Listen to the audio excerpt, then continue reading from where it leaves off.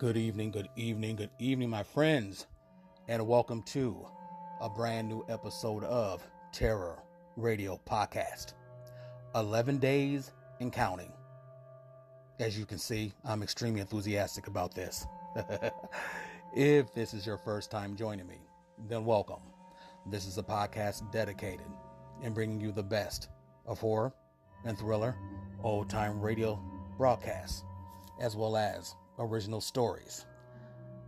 I'm your host, Keith, aka the Radio Show Nerd, and tonight's episode deals with shadows.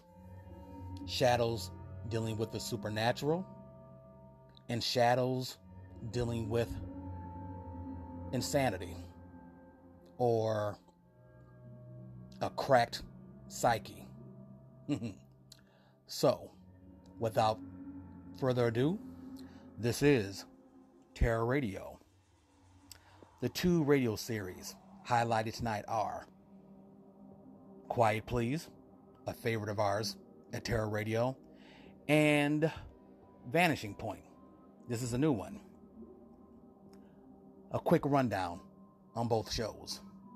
Quiet Please was a drama / horror anthology series that ran from June 8th, 1947 to June 25th, 1949. It was created by Willis Cooper, who was the genius behind the ever so popular radio series Lights Out Everybody.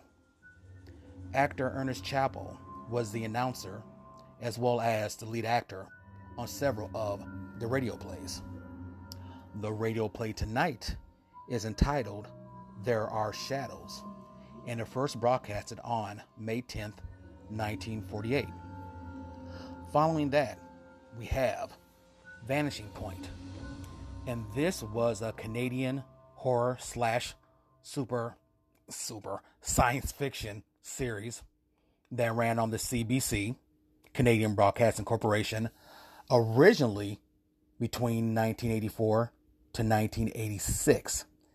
It did continue until January 3rd, 1992, under various names and various formats. Now, this was a follow-up to the popular Canadian radio series Nightfall, which went off the air in 1983. It was created and produced by William Lane, and Canadian actor David Caladaresi, I hope I pronounced that correctly, was the host. The radio play tonight is called Snow Shadow Area, and this was first broadcasted on February 3rd, 1986. And a disclaimer here. The backdrop for this story does deal with crimes against children. Nothing too explicit, because I wouldn't play that, but I still like to warn people just in case.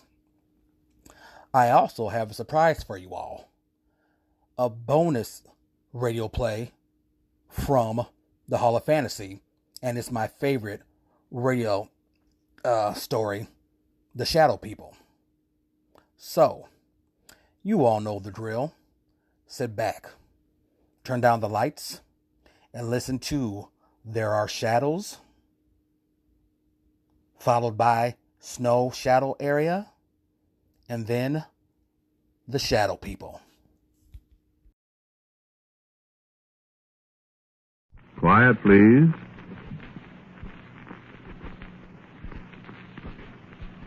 Quiet, please.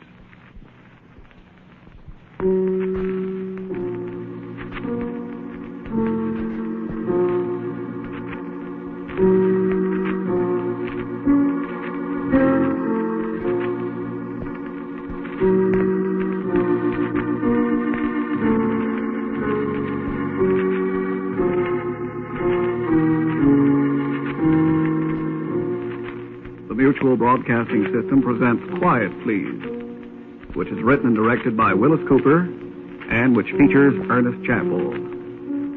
Quiet, Please for tonight is called There Are Shadows Here.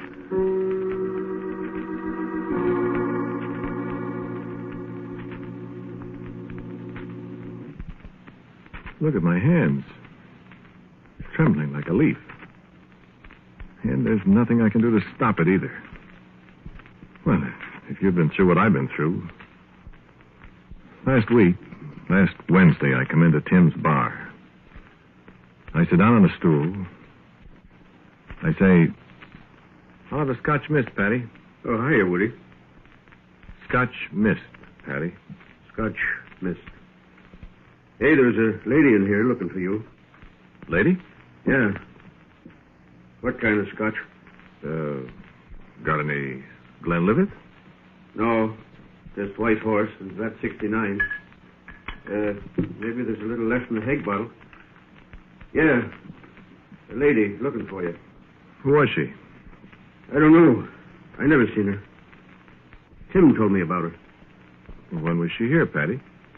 A while ago. Well, what'd she want? I don't know. He was just looking for you. Scotch mist. Well, didn't she say what she wanted? Just wanted you. Is that stuff good? Yeah, it's all right. Why? I was just wondering. I never tasted it. Don't you ever take a drink, Patty? Me? Oh, I never take a drink. Except ginger beer. You can't get that anymore. That's so? Comes in little stone jugs. Crocks, like. Funny about that woman. Yeah, I sure used to like ginger beer.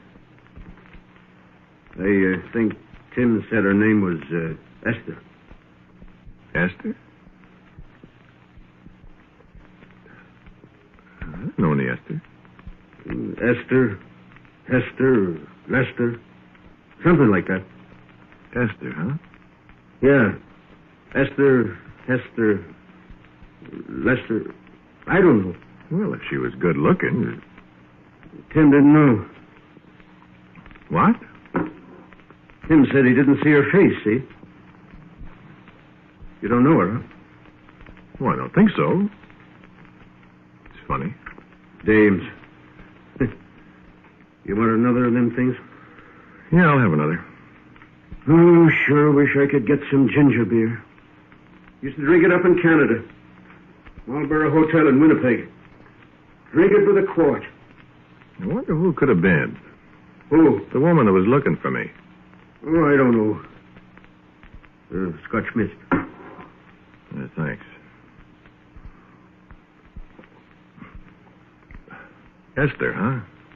Yeah, that's what Tim said. I don't know any Esther. Well, she knows you. Woody, she says. That's your name, ain't it? Sure. I could give her your phone number. No, don't do that. Okay. If she comes in again, tell her to leave her phone number. I could call her up. Yeah. I'll tell Tim. Hey. Huh? How come Tim didn't see her face, Patty? Oh, it's always dark in here. Always shadows in here. Oh.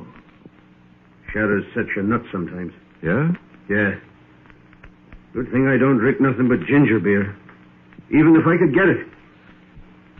You drink, and these here shadows set you nuts. Yeah, it is dark in here. Oh, that Tim. Look at them shadows, Woody. That there one in the corner by the cannibal's head. Don't it look like the cannibal's head is making faces at you? Look now. Yeah. Yeah, it looks funny. I'm in here all alone. It pretty near sets me nuts. There's one there by the second booth, you see? Looks like a big black cat. You got a terrific imagination, Patty. There's one under the bar here. Huh? Every time I stoop down to pick up a beer glass, I jump. Looks like a hand reaching out for me. Makes me jump. Hell, I'll say it's a good thing you don't drink. Nothing but ginger beer. I go nuts. Well, I'm going to get out of here before I go nuts, too. Okay. $1.30. And a dime for you, Patty. Oh, much obliged. If she comes in again, I'll tell her you was here. Shadows. Every place you go, there's shadows.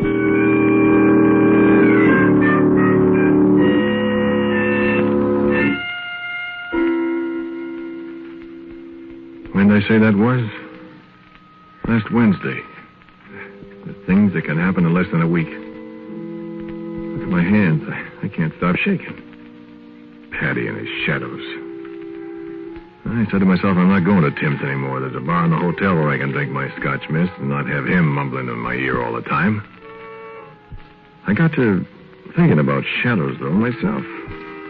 I was sitting in the Italian place waiting for my lasagna and stuff and wondering if I should order a bottle of wine. There was a candle on the table. There was a little draft in the room.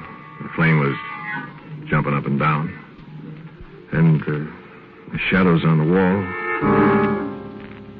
Doesn't take much imagination to see things in the shadows, does it? Game everybody plays. You want a little bit of advice, though, friend? Don't do it. Huh? Oh, I'll tell you. First thing I found myself making shadows on the wall with my hands. A rabbit, old man waggling his beard. Owl. You know how you get fascinated with that kind of stuff? The waiter must have thought I was crazy. I know he did when I jumped up and knocked the table over with all the dishes on it. Hey, what's the matter with you, mister? You sick? What made that shadow? What a shadow. I see you making with the hands from the shadows on the wall. I didn't make that shadow. What a shadow you talk. There was the shadow of a woman there. Oh, you talk a crazy, mister. There wasn't been no woman here for 2 weeks. Not since Esther got mad and quit. Esther? Who's she? She's a waitress here the last week, and she quit. The boss is saying he's not going to have no woman in this place and never, especially not Esther.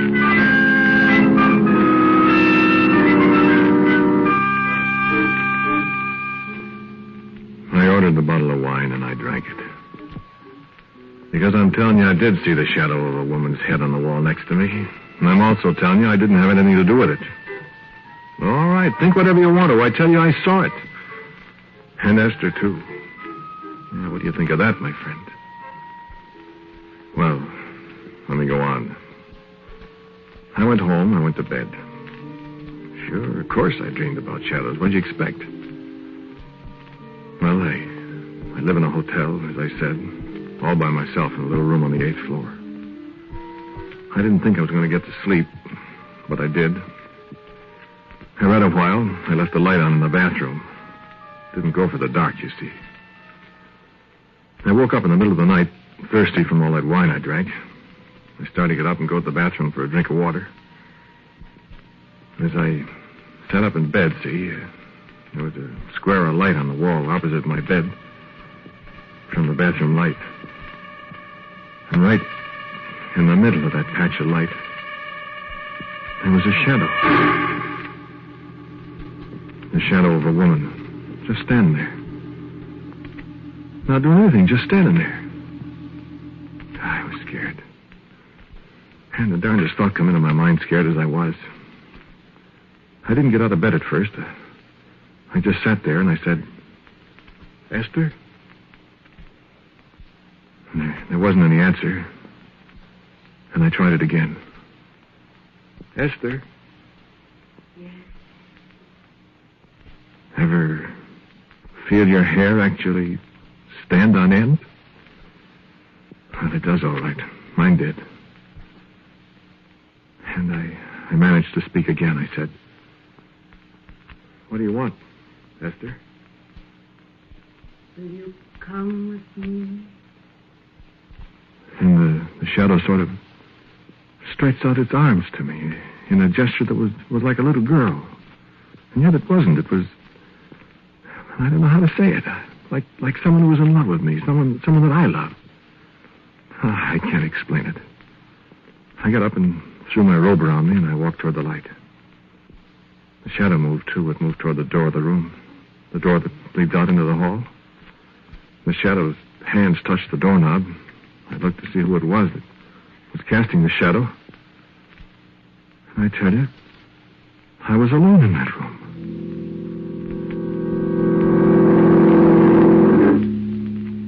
Yes, sir, I was alone in the room. I turned back to the door just as the shadow seemed to kind of melt into the wood, and then seemed to go on through the locked door, And I reached for the door and opened it. The shadow was moving down the hall toward the stairway beyond the run of elevators, and there wasn't a soul in the hallway. I tell you, there wasn't. The hall's brightly lighted, and all there was this woman's shadow gliding away from me along the wall. I stood there with my mouth hanging open. Just as the shadow reached the end of the hall, it stopped and put out its arms again. Will you come with me? And I slammed the door shut, turned all the other lights in my room off, and I stuck my head under the cold shower. I was scared to death. And you know what? There was a smell of perfume in the room. Russia leather. I remember it from a girl I used to know in New York that always used it. And believe me, brother, I haven't got any Russia leather perfume in my room. But I smelled it. Plain.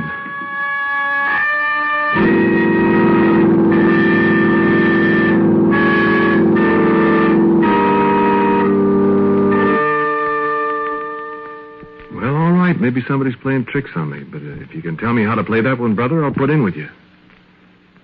Listen, I was riding down on the elevator the next morning with Frankie, the wise kid that runs the car. You know what he did? Listen. Hey, Woody. Huh? You stink swell. What? Perfume. I didn't know that about you. What are you talking about? Sure smells expensive. Where'd you get it? You trying to kid me, Frankie? Oh, goodness, no. And I could smell it myself then. Russia leather. Well...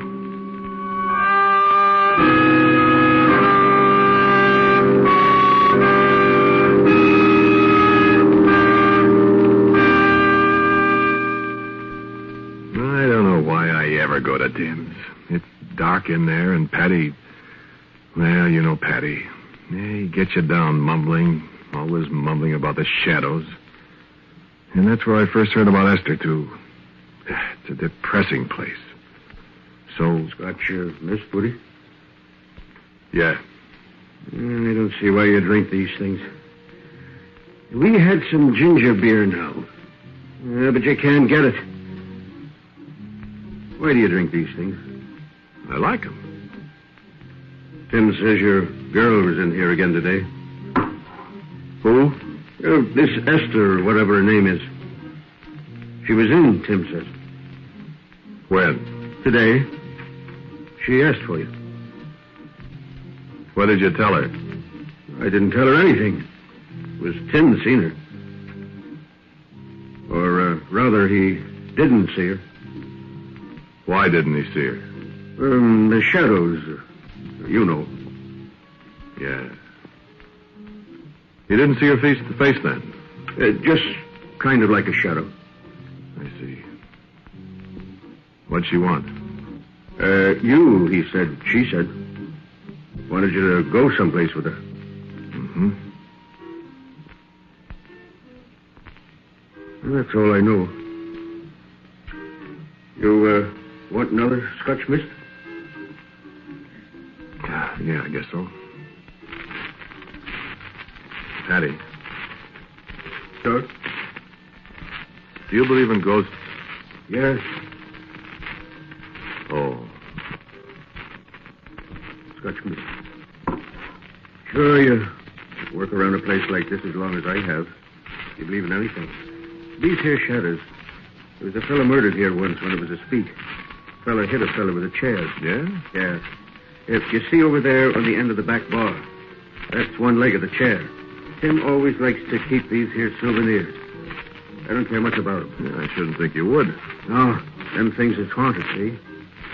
Boy, you ought to be here sometimes late at night when I'm alone. Why? The things that happen. Right. Give me the willies. What things, Patty? Oh, shadows and things. Scare you right out of your year's growth. You know what, for instance? What? These here shadows, Woody. Nothing worse than a shadow. You're telling me. Unless it's not a shadow. What do you mean? Well, there's people that don't have no shadow, see? You know what I think, Patty? What? I think either you or me is crazy. Huh. Well, maybe it's both of us. What makes you think so? Talking this way. Yeah? What are you scared of? It says I'm scared. What's your hands trembling for that way? Well, I drink too much. It ain't that kind of trembles, Woody. It is, too. Wait a minute. Huh?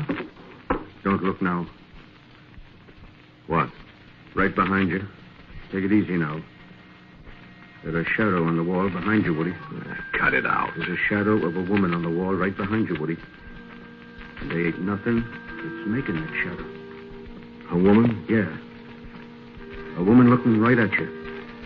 Go ahead. Turn around and look. And I turned around slowly on my stool. I looked at the wall where Patty was pointing. I looked hard. Patty, you're crazy. Isn't any shadow there? There's two. There is not. I'll go show you. Now, you see? My overcoat here on the bench. Where's that perfume all come from?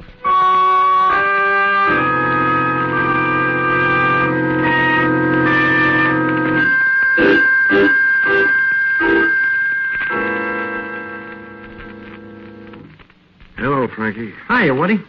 Hard day at the office? Yeah, not especially.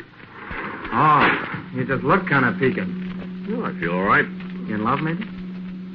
What? Who was the babe looking for you? Babe. Looking for me? Yeah, a little while ago. I don't know any babes, Frankie. What's she look like? Don't kid me, Woody. I'm not, I tell you. Hey, Florence. Hey, Florence. Listen, Frankie. Yeah? Listen, there is a woman that's been looking for me. I don't know who she is. You in a jam?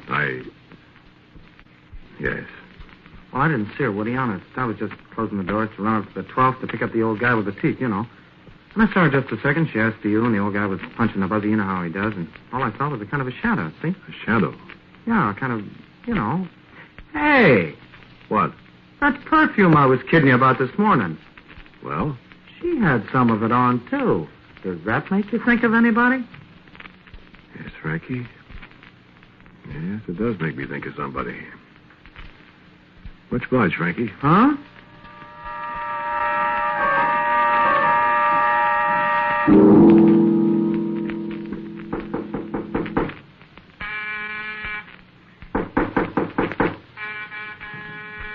Who is it? Me, Patty. Is that you, Woody?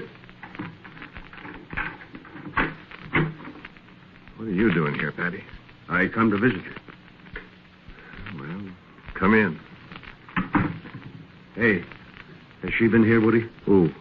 You know who I mean, this Esther, whoever she is. She was here. You see her? No. Good. Patty, what is this? It's ascending.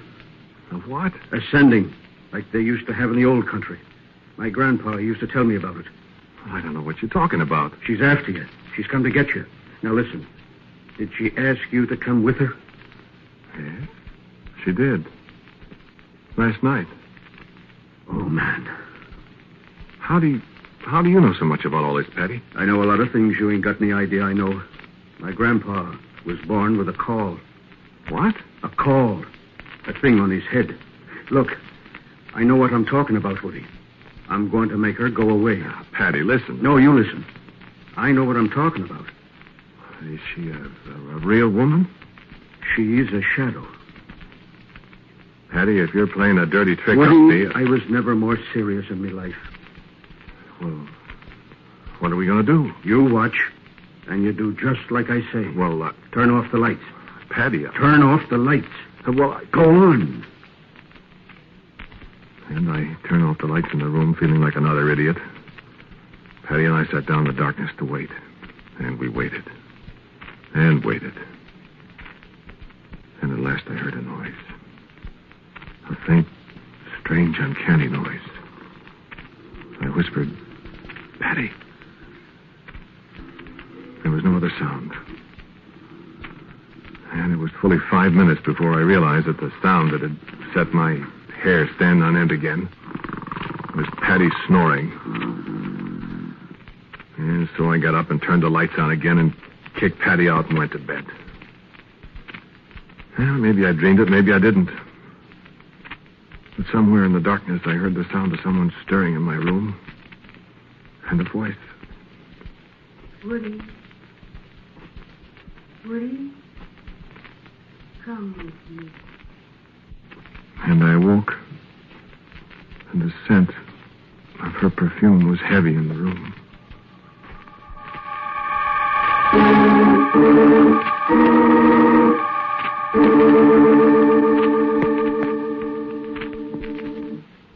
That would be last Thursday, wouldn't it? Well, the next night I came straight home and Patty was in my room waiting. I tell you, Woody, you're in danger. And so we sat late again, Patty with a curious collection of books and implements that he said would get rid of the sending for once and all. But there was no sending. Patty stayed all night with me, and we heard no sound, saw no shadows, smelled no perfume. But there was dust on the shelf of my bathroom. And when morning came, Patty showed me something scrawled in the dust by a finger. A woman's finger, if I'm any judge. It was just one word. A name. Esther.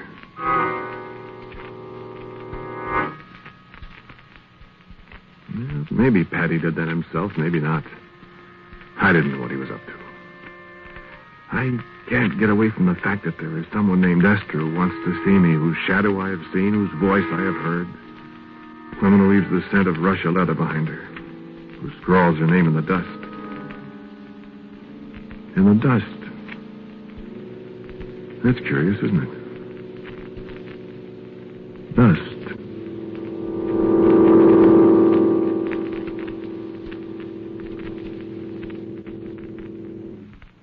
Friday night, and Saturday night, and Sunday night. Now, Patty and I sit again in the dark waiting. This time I know something's going to happen. Patty says you send her back where she came from. Send her back alone. It can be done, Woody. All you have to know is the secrets like my grandpa knew. And they've got all this stuff right here. The only thing is, maybe she knows. And she won't come whilst I'm here. Yeah, we see, Patty, but I'm telling you something that better happen. Yeah, I'm about at the end of my string. If she comes, she'll go, Woody. I hope so. Yes, sir. Shadows is terrible things. And the only other thing that's worse is for a man not to have a shadow. Well, how could that be? How could there be a shadow without anything for it to be a shadow of? Yes. Be quiet. It's late. It's past midnight, I think, and I'm so sleepy I can hardly keep my eyes open. Patty, are you awake? Yeah. And the little light from the bathroom casts its square of light on the green wall alongside the dresser. And I can just barely hear the traffic in the street below. A night owl taxi. Somebody yelling a goodbye to a belated friend, and... Be still, Woody. What? Looky at the wall. And I look at the wall. And there is a shadow in the square of light on the green wall alongside the dresser. And there is a tang of Russia leather in the air. And the shadow stretches out its arms to me. It's time for us to go. And I find myself getting up from my chair. And the shadowy arms are about to take me. And I hear Patty muttering something, and he seems so far away. And the arms are still reaching for me. Suddenly there's Patty's voice again, loud and real in the room. Turn on the lights. Why, of course I'll turn the lights on, Patty. And I do turn on the lights, and it's just a room again. And the shadow is still there. The arms are still reaching out for me, and the shadow starts towards the door. Suddenly, Patty screams again. Woody! Your shadow's gone.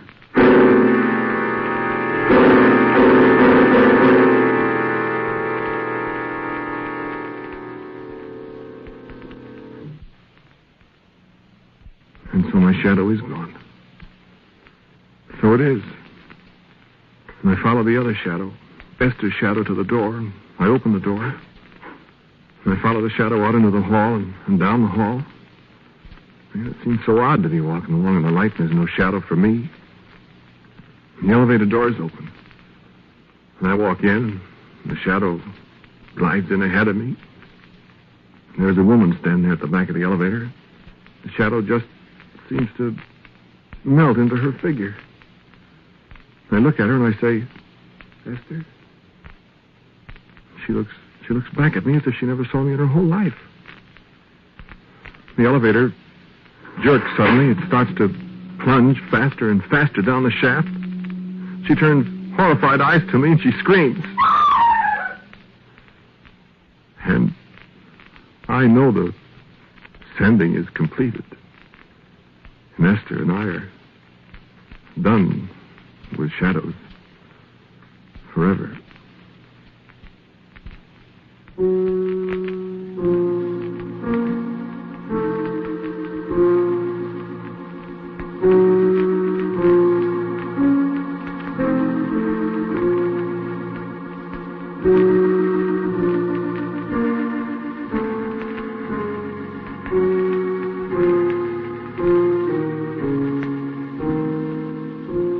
Quiet Please for Tonight was called There Are Shadows Here. It was written and directed by Willis Cooper. The man who spoke to you was Ernest Chappell. And Alan Sparrow was Esther. Patty was played by Ed Latimer. The writer was Sid Cassell. And Frank Thomas was Frankie. As usual, music for Quiet Please is played by Albert Berman. Now, word from our good friend, Phil Cooper. Nobody living or dead was even hinted at in tonight's Quiet Please story. I thought up the characters in the story without any outside stimulus at all. Next week's Quiet Please will be called Gem of Purest Ray.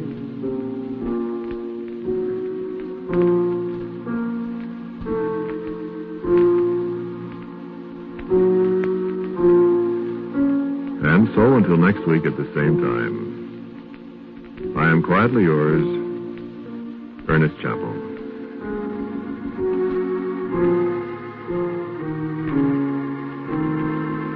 Quiet Please comes to you from New York. This is the Mutual Broadcasting System.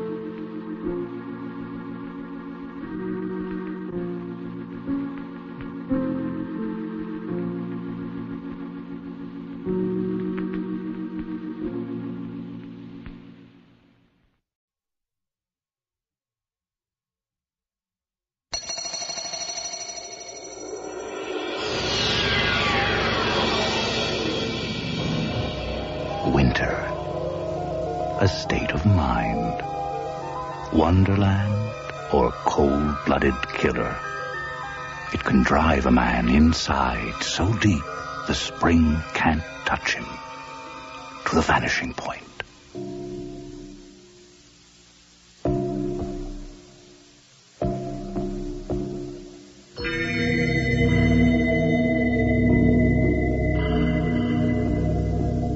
Entry 1. Today is February 7. The first of the mutilations occurred in our district a month ago. January 4th was the exact date, I believe. The victim was a child who lives just at the end of the street, a few houses distant. We call her Android because her name is Andrea, and she often carries a ray gun, when playing in our yard at least. I must say, I don't particularly like the child. She manages to cause trouble at every opportunity, yet seems to escape blame. I've seen her throw a half-eaten apple to the ground and then allow another child to take the blame for the litter. From my window, I've seen this. So when we heard her screams coming across the lots that evening, we thought she was being punished for some misdemeanor. But the next morning, of course, we learned this wasn't the case. They say she was attacked by a man while playing in the snow just before supper. Since it's dark by 5 o'clock these days, I don't know why her mother allowed her to be on the street. The police tried all the houses in the vicinity seeking witnesses. They came here, but of course we'd seen nothing.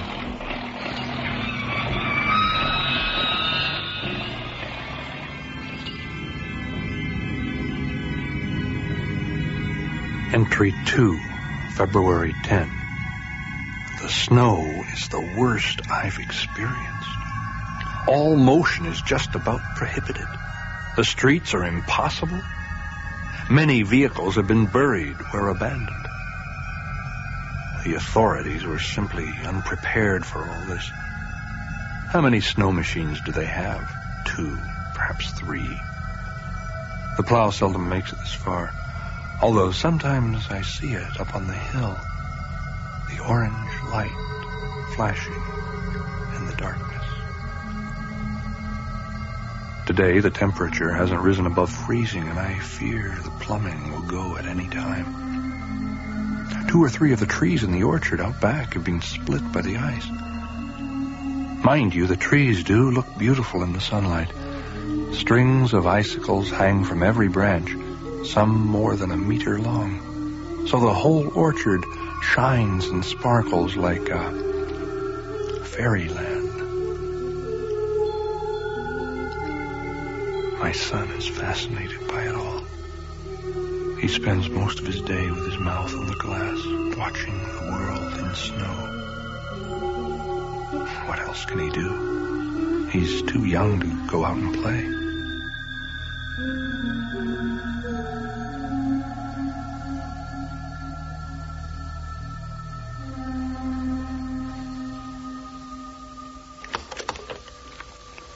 Entry 3, February 13.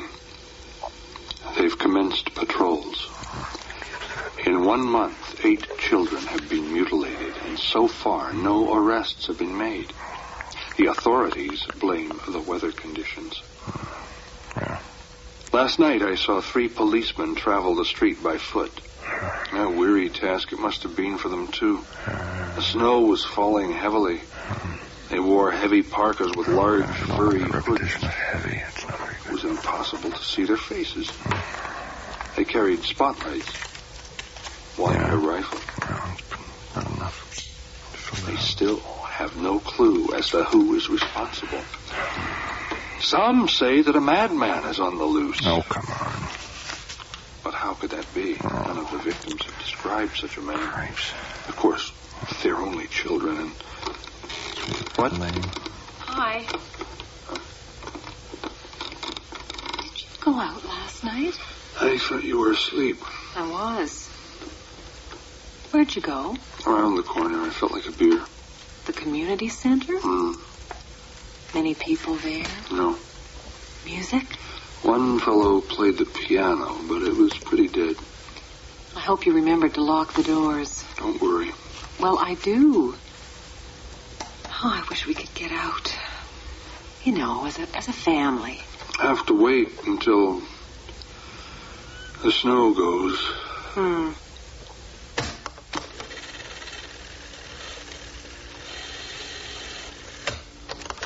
responsible?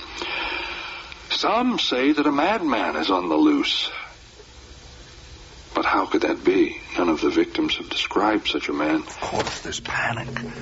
Parents have demanded that the schools be shut down, that soldiers should patrol the district day and night. Well, it's coming to that. Snow and ice melt one day only to return the next worse than ever. So the schools are closed half the time anyway. Food. We all have food. Things aren't that bad.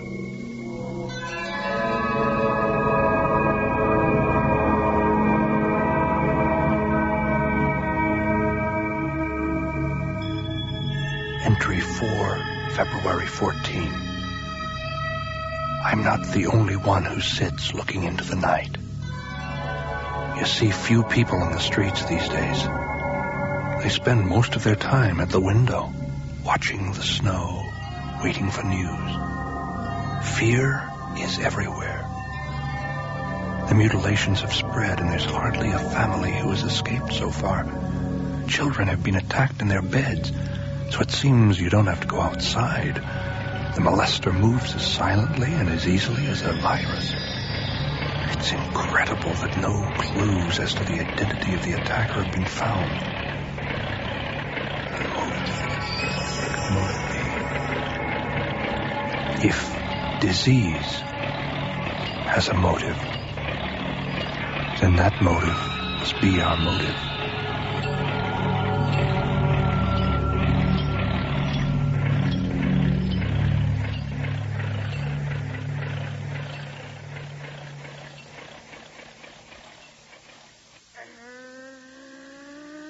Hello, little rabbit. Hello. What are you doing? You're making a big mess. Making a big mess, are you? No? No? Entry 6, February 17. Making a little mess. My wife's a beautiful woman. I remember when I first met her. She was coming down the lane. I was at the bottom. I had a caterpillar on the back of my hand. I watched her approach, thinking, there is the most beautiful girl I have ever seen. Which I know sounds silly because she wasn't any more than 14 at the time. And it was a summer afternoon. But she was beautiful. When she was about to pass, I held out my hand, saying as I did, "Do you want a caterpillar?" She didn't answer, but peered very seriously at it. Then she held up the back of her hand, allowing it to cross our fingers. 6 years later, we were married. I don't recall what happened to the caterpillar. I see her now. She's wearing an old coat she found in her mother's chest. She's embroidered a rainbow and stitched it beneath the pocket. She wouldn't be wearing the coat if it was warmer. It hasn't been easy for her these past few weeks. She watches our son constantly. He's on the kitchen floor playing with his digging machine. He wants to go outside, but of course it's impossible. Look at him. His brow is like his mother's. The resemblance is all hers. He's not as aggressive as he used to be. The long confinement What are you taping? A story. I thought maybe you were keeping a diary. No more of that. I know it makes you jealous. I don't do that. So you're dictating a story? Uh-huh. On cassette? You've never done that before. A new approach. I mean anything to break that block. Is it working? We'll see.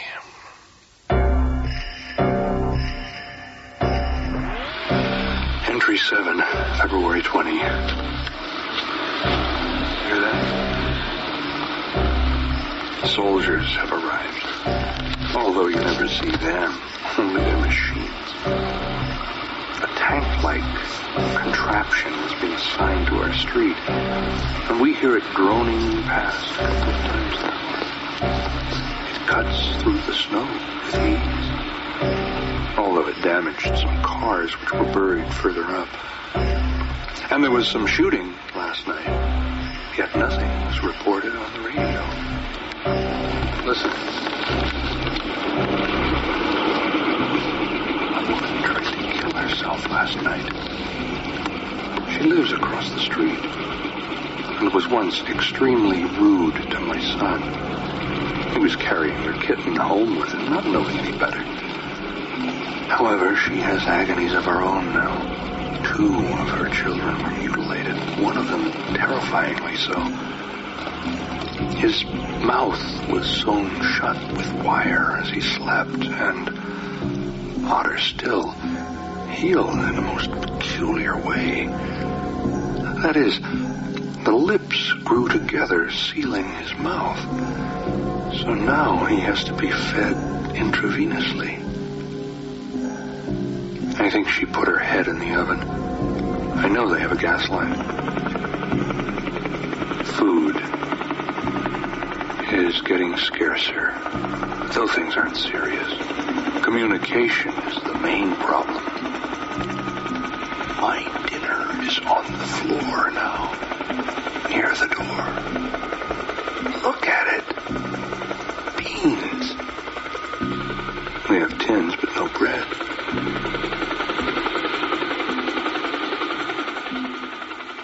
Have you cut yourself? It's nothing. How could you do that? It's nothing, I said. I'm sorry. You don't look well. Those rings around your eyes? You mean bags. I haven't been sleeping. I know. If we could just get out. We're low on food. How low? Low. How's your story going? I'm not sure. What's it about? These days, real life is more fantastic than fiction. I can hear you talking sometimes. Just a ramble. It makes me think I'm married to a madman. And they'll all be mad if this weather doesn't improve soon.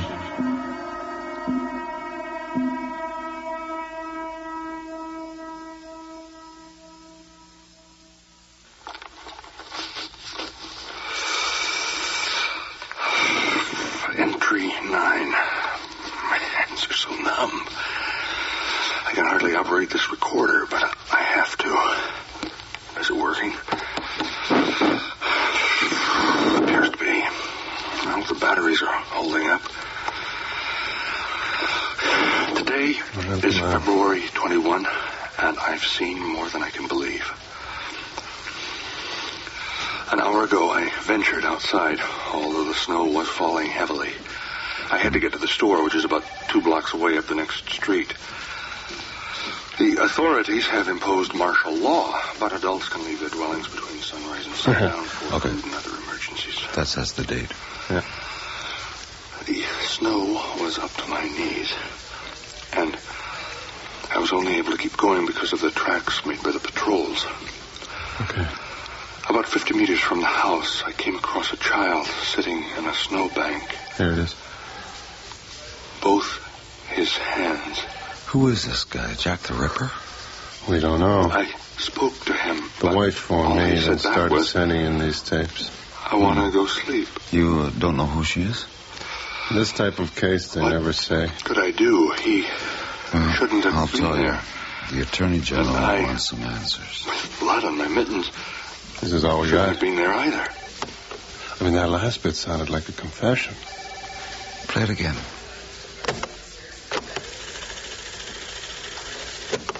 Spoke to him, but all he said back was, I want to go sleep. What could I do? He shouldn't have been there. And I, with blood on my mittens, shouldn't have been there either. Well? Maybe.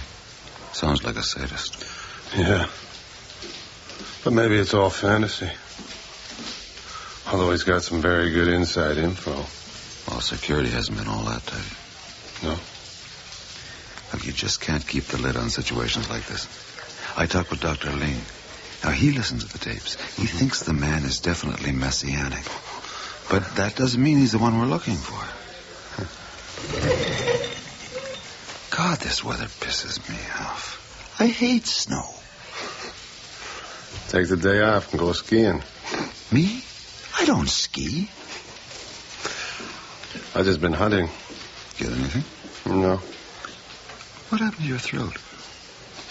An accident. Yeah? I'm going to make some phone calls. Check some of these details. Mm-hmm.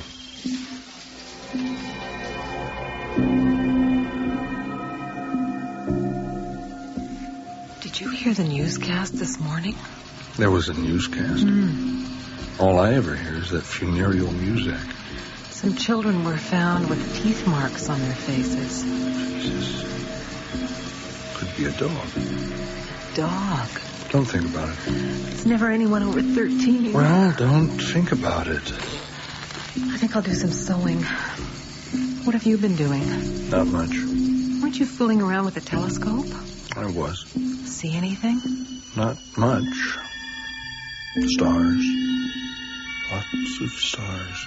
If only I had more magnification.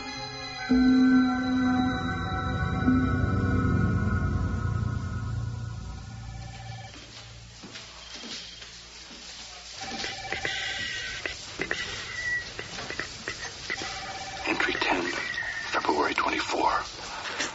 I think I've come to an understanding about the mutilations. They aren't the work of a single madman, but are, perhaps, the machinations of an intelligent group. Hey, just listen. The authorities say a thaw is imminent, and when this happens, the horror of our present existence will cease. Can we believe this? See, he makes it sound as if the army's behind it all. I know. Oh, which is garbage. I mean, we can forget about that possibility.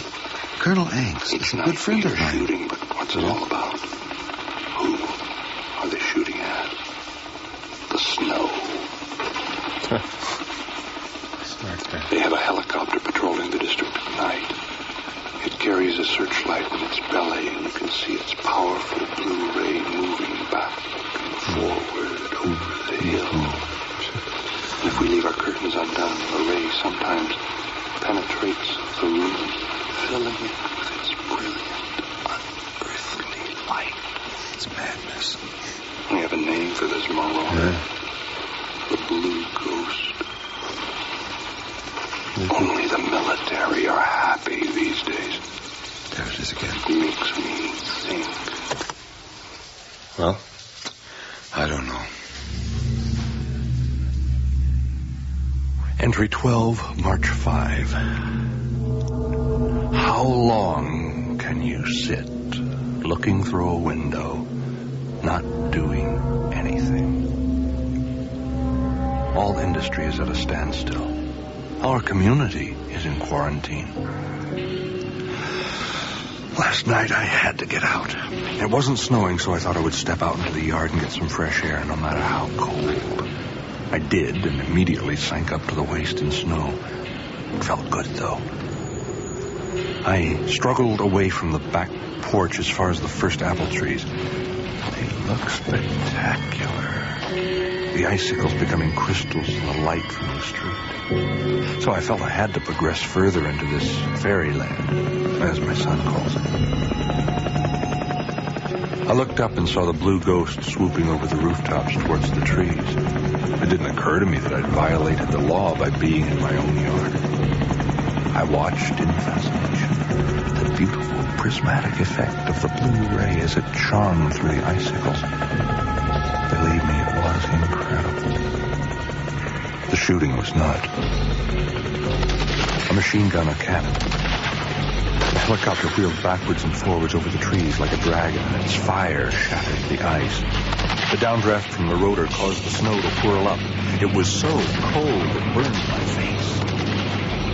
But if it hadn't been for the storm caused by all this, I don't think I would have escaped. We expected them to land and investigate the house, but they didn't.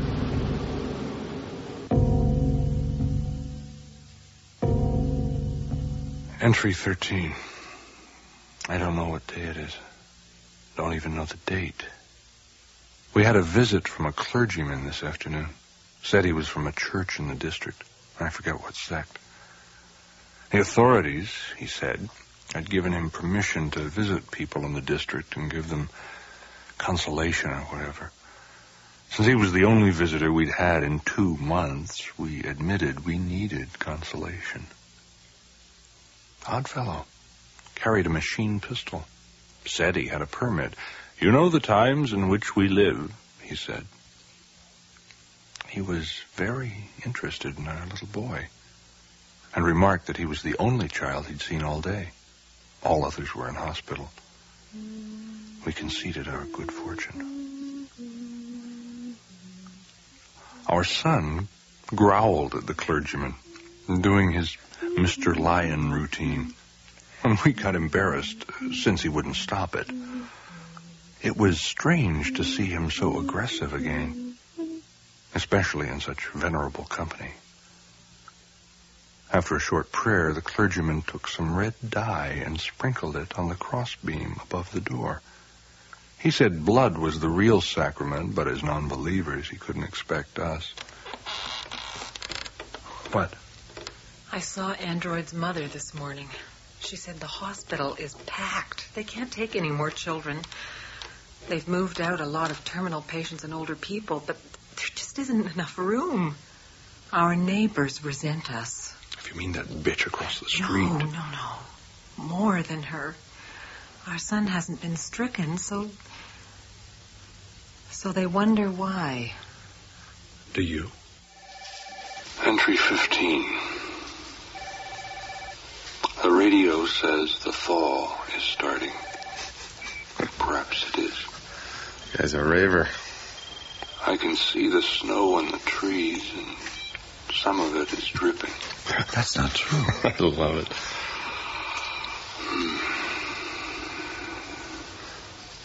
No mutilations have been reported for 5 days. Sling have any theories on that? Well, I'll have to ask him. There are no children left to mutilate. The authorities interpret this as the beginning of the end. So, what now? Guess we wait. Our plumbing hasn't failed. I'm surprised.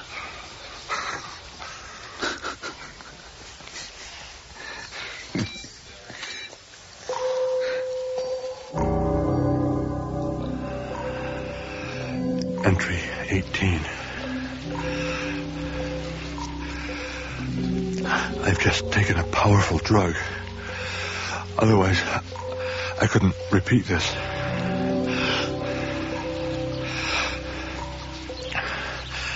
The thaw is occurring. I can see patches of pavement. The drains are full of running water. I was looking at the hill through my telescope, watching for tanks, whatever military stuff, when there was this. It rattled all the windows. I don't know what it was. Perhaps a tank fired its cannon. I continued scanning the face of the hill. Most of the streets were running with water. For the first time in months, the houses were recognizable.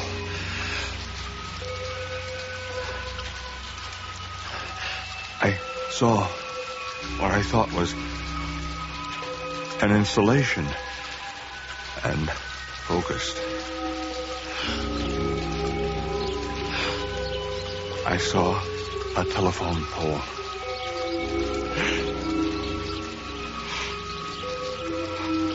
I saw a child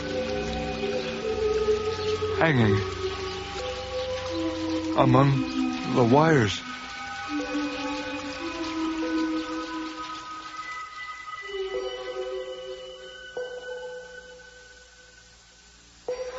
My husband's gone. What? And he's taken our son. When? Yesterday, last night, I'm not sure exactly. Okay. What's the name? Oh, no. I can't just do that. I can't betray my husband. Well, what do you expect me to do? All right, this last tape. This is the last one you did? That I can find. Mm-hmm. Well, did you check the hospitals? Yeah, none of the kids got that sort of wound. Stigmata. They call it stigmata. Stigmata? You know what I think? I think these tapes are fiction. Well, mutilations aren't. Well, I know it. Well, at least they've stopped. For now. I talked with Ling. Yeah? I mean, we need ideas. So what do you have to say? Well, he feels that the criminal will turn upon himself. What? No, that's right. Self-mutilation. Now, the inevitable progression of the messianic personality as the disorder becomes more chronic. Jesus. Well, that could make me a suspect. Sure. Relax. So, what now? We wait. There's nothing we can do. Not much. Unless you can stop the snow. Okay. Let's hear that last bit again. All right. Here you go. Okay, here he goes.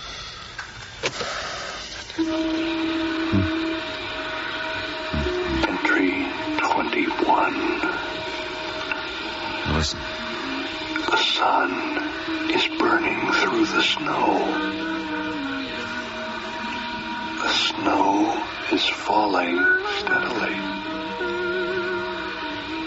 Yet the sun is strong enough to cast light on the floor. A rectangle with bars. I can hear her singing above the noise of the vacuum. How can she keep it up? How can...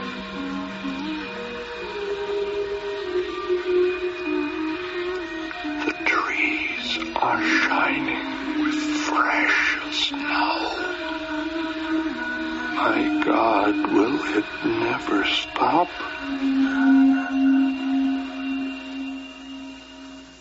He is waiting there still, a mutilator. Of flesh, or only of the imagination?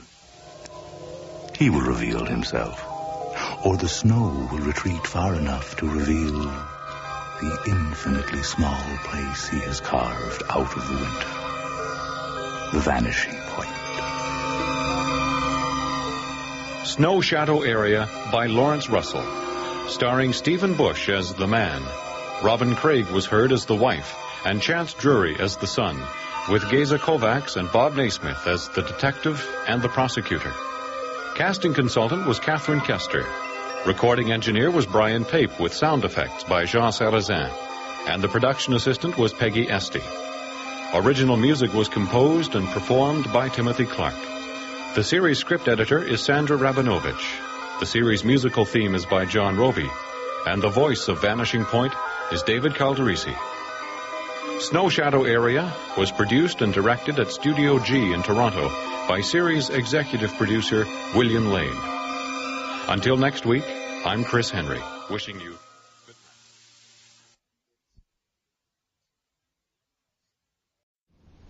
And now, the Hall of Fantasy. Welcome to the Hall of Fantasy. Welcome to the series of radio dramas dedicated to the supernatural, the unusual, and the unknown. Come with me, my friends. We shall descend to the world of the unknown and forbidden, down to the depths where the veil of time is lifted, and the supernatural reigns as king. Come with me and listen to the tale of the Shadow People. Elaine, have you seen anything else since you spoke to me last? No, I haven't. Ever since Mother died, nothing's happened. Well, I only hope it came from upstairs. Come on. Oh, you don't I don't know what to think. I only hope it... David, if anything's happened to him... We'll see in a moment. There's no light in this room. You wait here, Elaine. Where's the light? Over to your left.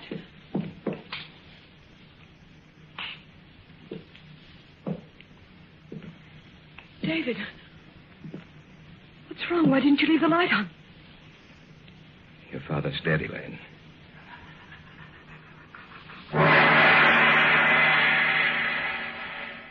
In just a moment, the Hall of Fantasy will present The Shadow People.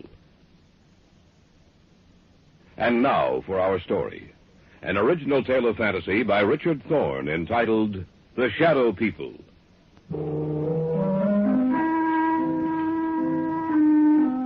Somewhere along the line of your life, you've met them. You have come in contact with the Shadow People. When did we first discuss it? Oh, yes, Brian and Elaine and I. It was in my apartment. There was only one light on in the entire place. What's wrong? Elaine, what's the matter? Oh, it's silly, I know, but I thought I saw something in that doorway over there. Where? Over there, right over there. Where are you going, David? Over to that archway, just to let you know that nothing's here. Huh. You see, Elaine, nothing's wrong, nothing at all. Are you satisfied that there's no one else here but us? Yes, I'm sorry. I just thought that Leave the overhead lights on. I'm sorry, I thought that... Put them back on, David, please. All right, Elaine. Look, what's bothering you, sis? I don't know. It's just that... I don't know. Tell us about it, Elaine. Tell us what's bothering you. You promise that you won't laugh at me? Of course not. Brian? Oh, Elaine, I'm your brother. If something's troubling you, I'd like to know about it. All right, then. The reason I was so upset was the fact that I saw someone or something standing in that archway. But, Elaine, David showed you that there was no one else in here. When the lights were put on, you saw for yourself that we were alone. I'm not talking about something you can see in the light, Brian. I'm not talking about a human being. Then what's it all about, Elaine? In the darkness, I saw something that can't be seen in a lighted area. And I've seen it several times before. You're sure you're not imagining this, Elaine? Oh, I don't have that good an imagination, Brian. How long have you seen this thing, Elaine? Well, it started about 6 weeks ago. You were in Detroit on business, Brian. Mom and Dad were on vacation. I was in the house by myself, in the library. There was only one light on. I sat in the chair beneath it, reading. Several times I thought that something was watching me. I felt there was someone in the room with me, standing right in back of me. Every so often I'd glance back over my shoulder, but there seemed to be nothing there. And then I thought I heard someone whispering. I wasn't sure, but when I heard it again, I got up and I looked all over the house. Oh, I'm not easily frightened, you know that, but out in the hallway, it was almost entirely black. Luckily, I was near a light switch. I looked back over my shoulder, and I saw this huge, hulking shape for the first time. And I heard a voice. Or rather, the whisper of a voice. I couldn't distinguish the words, but that dark shape seemed to be moving towards me. My hand was on the light switch, and I turned it on. In a minute, the light flooded the hallway. The shape was gone. There was nothing there. I was alone again. As long as there's light, I know it can't hurt me. I know it can't reach me. You might have imagined it, you know. Of course, that's possible, but I'm sure I didn't. It was so real. So real, that shape in the darkness. It was the very essence of evil itself.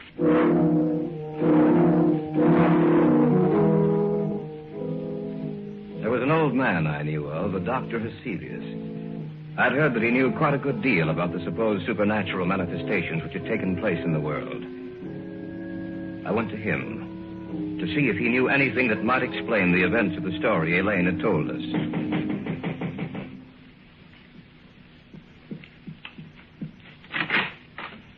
Yes, my good sir. What do you wish? I have an appointment with Dr. Heselius. Oh, yes. He mentioned something about it. You are Mr. Drake? Yes. If you'll come inside. Thank you. Dr. Heselius is in the study. Please come with me. Doctor, a visitor for you. Oh, yes. Bring him in. You may go now. Yes, Doctor. Mr. Drake? Yes. Sit down, please, in that chair over there. thank you, sir. Now, what is the nature of your visit to me? Well, I understand, Dr. Vasilius, that you have a great knowledge of the supernatural manifestations which have occurred on the earth. Great knowledge, Mr. Drake? No, hardly that. I have only scratched the surface in my years of study. Perhaps I can help you. Then again, perhaps I cannot. Well, may I tell you the story? By all means, my good sir. All right. Now, this didn't happen to me, Doctor, but to my fiancée. It seems that about 6 weeks ago, when she was alone. But when the light was on, the dark form disappeared. And that's the story, sir. As much of it as I can remember. I see. It's a strange tale to tell. I'm fully aware of that, Dr. Vasilius. You say she seemed to hear whispered voices? Yes, that's what she says. I see. A moment, please. I have a book in my file. Oh, yes. Here it is. This is the one. Yes. Perhaps I may be able to help you after all. Let me see. This is a very ancient book, Mr. Drake. I seem to remember... Yes. Here is an account of a happening such as you relate. And we shall live on the earth, and they shall not see us. Yes, it has been foretold by the ruler of the darkness. They who live by day, retire to sleep by night, shall never know that we walk with them, that we watch them, that we wait for our chance. Only in the night will they see us, for in the daylight we are not seen. Only in the night, when the darkness grows together and the forms of the shadow people are shaped from the blackness, they will know us. Then they will know that we are their companions, for we are the shadow people. I knew I had read something similar to the story you have told me, Mr. Drake. Dr. Vasilius, what can we do? Well, give me a little time. Let me see if I can find any more references to these people of the darkness. One more thing, Mr. Drake. Be sure that your fiancée is never left alone at night. Be sure that there is some living thing, animal or human, which accompanies her every second of the night. For she is in danger, Mr. Drake. A terrible danger.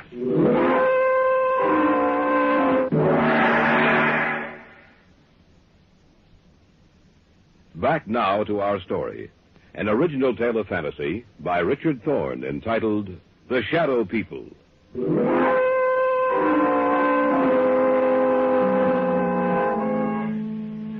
That night, the night of the day I had seen Celia's, Elaine's mother died. She died in her sleep. When she failed to appear for breakfast, Elaine's father went upstairs to see what was wrong. When he entered her room, he discovered that she was dead. The family doctor couldn't explain it, for Elaine's mother had been in perfect health. A few weeks later, I was out at the house spending a weekend with them. I glanced at the clock on the mantel, and it showed 11.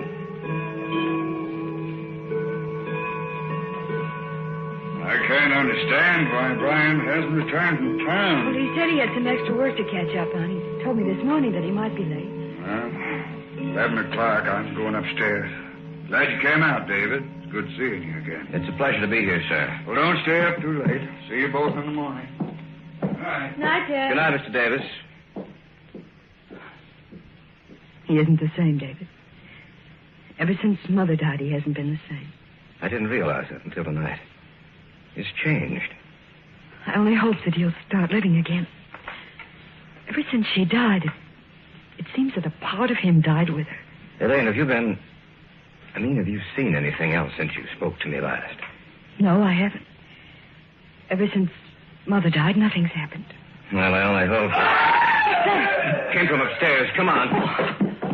You don't think... I don't know what to think. I only hope that... David, if anything's happened to it... We'll see in a moment. There's no light in his room. You wait here, Elaine. Where's the light? Over to your left.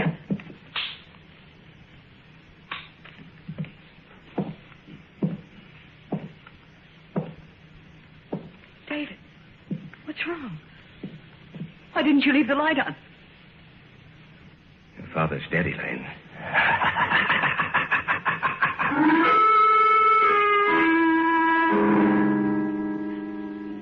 walked into the darkened bedroom. On the bed was Elaine's father.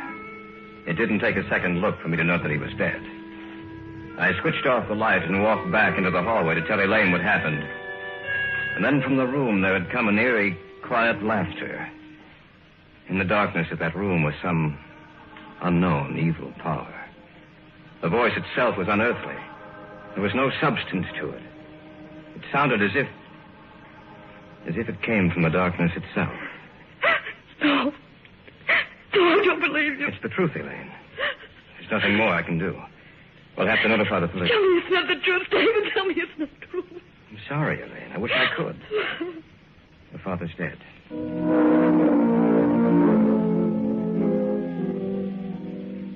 After the burial, Dr. Heselius got in touch with me. He said that he wanted to meet both Elaine and Brian, that he wanted to talk to the three of us. Accordingly, a few nights later, he came out to their house. Miss Davis, will you tell me just when you saw the first manifestation? The night Brian was in Detroit. Now, Miss Davis, you have even seen this apparition in the company of other people, is that correct? Yes. The night at David's apartment. All right. Now I'll tell you what I think. You are in deadly danger, Miss Davis. These beings want to claim you. So far, they have had no success. Only in the darkness do they have power. Little by little, step by step, they have been removing the obstacles in their way to reaching you. First your mother, and then your father, Miss Davis. Both died in the same fashion. In the darkness, death struck at them. Now tell me, do you feel their presence here in this room as I talk to you? Yes. Turn out the lights, Brian. No. Stand by the switch, if you please, Brian. If anything happens, turn the lights back on. All right. Dr. Heselius, I don't... Do you want me to continue working with you? Yes, sir. All right, then. Brian, turn off the lights. Yes, Doctor. The room now is in darkness, Miss Davis. Do you feel or see anything? No, Yes. Yes, I do. Do you see anything? Yes. Doctor, I don't... Be quiet, you fool. I know what I'm doing. In front of me. The darkness gathering together into a huge, terrible... Not only do you see us, Miss Davis, but everyone else in the room also will see the vague shapes forming themselves in the blackness. We do not want you, Dr. Heselius. The girl we want. We advise you to drop this case. You'll only bring down the wrath of the shadow people upon your head. The girl. We want the girl. Do not stop us. Let us take her now. Turn on the light. They're gone. Miss Davis, are you all right? Yes. Yes, I am. Just as she said. The darkness. I saw it form into something, too. So did I. What are we going to do, Dr. Heselius? At the present moment, I don't know. But this much I do know. You must leave this house immediately. You must try to get out of their reach. I don't know if that is possible. I hope it is. I shall have to return to my home. I must learn if there is some manner by which we can defeat these creatures. For the moment, leave this house. Dispose of it in any manner you may see fit, but leave this house.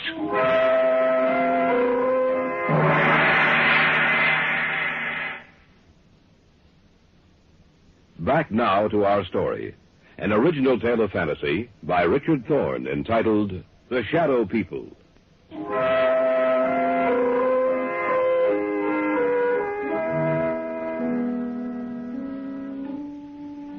We had spent the night in my apartment, the three of us. The following day, Brian and Elaine made arrangements to dispose of the house. In the afternoon, Dr. Heselius called me and asked that I come to see him. David, I'm glad you're here. Anything new, Doctor? Yes and no. You realize, of course, that this spiritual manifestation is not new, that it has gone on for centuries. No, I wasn't aware of that. It's true, David. De Maupassant wrote what was supposedly a fiction story about the manifestation, David. He called it the Orla. However, according to the information here on my desk, it was taken from an actual case history. Of course, he embroidered the story, added a few touches to something he didn't realize actually existed. But have you found anything with which we can fight them? Everything depends upon an answer I received from a colleague of mine in Paris, Dr. Henri Renaud. and dispatched a telegram to him last night. Why hasn't he answered by now? There are certain things that must be done. It will take a few days, I'm afraid. We have to wait, David. There's nothing else we can do.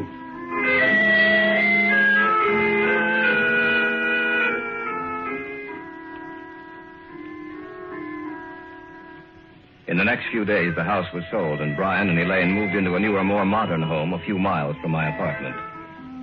Cecilia said it might take a few days for them to build up their power. I spent the nights at the new house. The lights were left on, and I watched for any unusual occurrence. In the daytime, I'd return to my apartment and get some sleep. About 4 days after Elaine and Brian moved into the new house, I was at home when Heselius phoned me.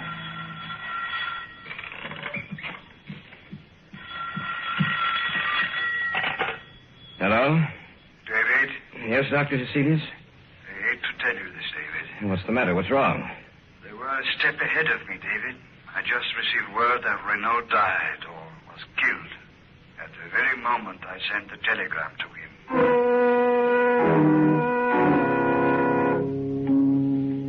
Step by step, they had outwitted us. For they had anticipated every move we'd make. Even Dr. Heselius was at a loss as to what to do. He agreed to meet me at the Davis house. What did you want to see us about, Dr. Heselius? Did you find out anything more? I'm sorry to say that I haven't. At the moment, I'm at a complete loss. I don't know what to do. But what did you want to see us about this evening? Merely to check, to see if anything else has happened. Miss Davis, have you seen or heard anything? Not in the house, only in my dreams. Your dreams? Yes. When I go to sleep at night, in my dreams, in the darkness, I see them. And it's grown worse, much worse. I was hoping that it would not have progressed so far. There has been no disturbance in this house, but now they disturb your sleep, Miss Davis. Now, you must stay awake for as long as you can. I want the three of you to move into my house. Perhaps that will give you more protection.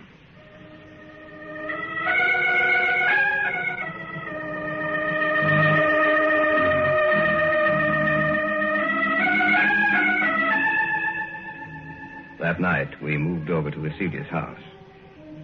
Perhaps Elaine would have more protection there. From there, we might be able to devise some plan of action, some way to beat those beings. For a few days, things were quiet. The shadow people seemed to have withdrawn. For a while, I thought that we might have succeeded in thwarting their purpose. Elaine no longer complained of troubled sleep. But that condition lasted for a few days only. About 10 days later, they made themselves known and felt again. That night, we were in the study, when suddenly Heselius whirled around and... Elaine, what are you looking at? Outside the house. Right where the light leaves off, I see them. She's right, Dr. Heselius. I can see them, too. What should we do, Doctor? Nothing. What do you mean, nothing? There's nothing we can do. We can't just... We can't do anything, Brian. Don't you understand that they have us at their mercy? The greatest man in my field was Henri Renault. If he could do nothing against them, what do you think we could do? He's right, Brian. There's nothing we can do. As long as the house remains lighted, just so long will they remain outside. If the lights were to... That sounds... When my father was killed. The same sound. We heard the same sound. The lights. What's happened to the lights, all right? Be quiet, please. I thought of this emergency. A candle. That's right, Miss Davis. As long as this burns, this one candle will be safe. For they cannot advance into the light. They are limited by the darkness. As long as the candle burns, they will have to remain outside of this room. Around you, in every room of the house, in the darkness outside, we are around you. This time you shall not escape. This time we will blame you. Take it easy, Brian. I can't stand it. I'm getting out of here. Brian, come back. Don't be a fool. I'm going after him. Stay here. We just can't let him He go. won't have a chance. I doubt it. Miss Davis, I'm afraid that your brother is dead.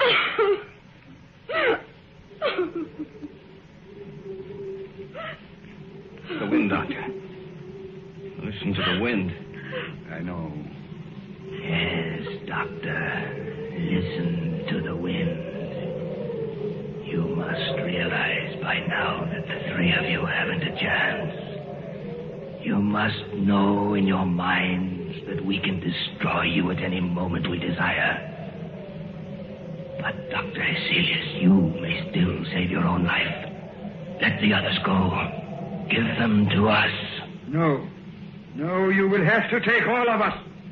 Shall we destroy your light? Shall we move in on you now? As you will. Do as you will.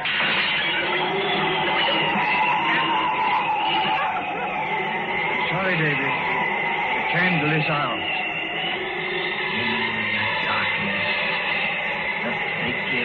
In the darkness.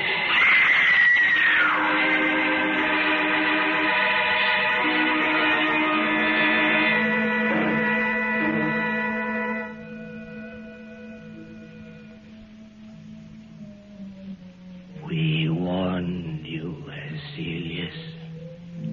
You and the others are dead now. And we shall live on the earth. And man in the day shall not see us.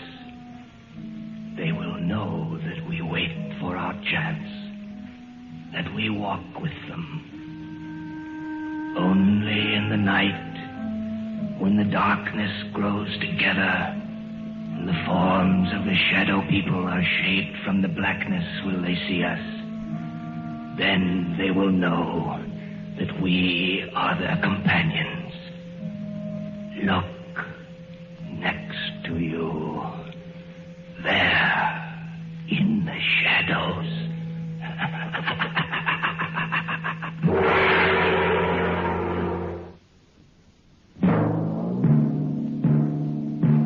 So runs tonight's tale of the unusual, the terrifying, the unknown. Join us again when next we journey down the corridors of the Hall of Fantasy to hear another strange tale of the supernatural. All characters and events portrayed in these programs are fictional, and any similarity to actual events or persons, living or dead, is purely coincidental.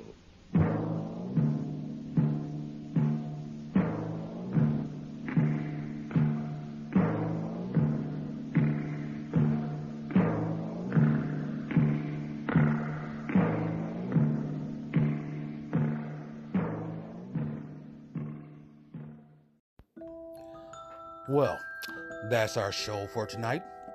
I want to thank you all for listening.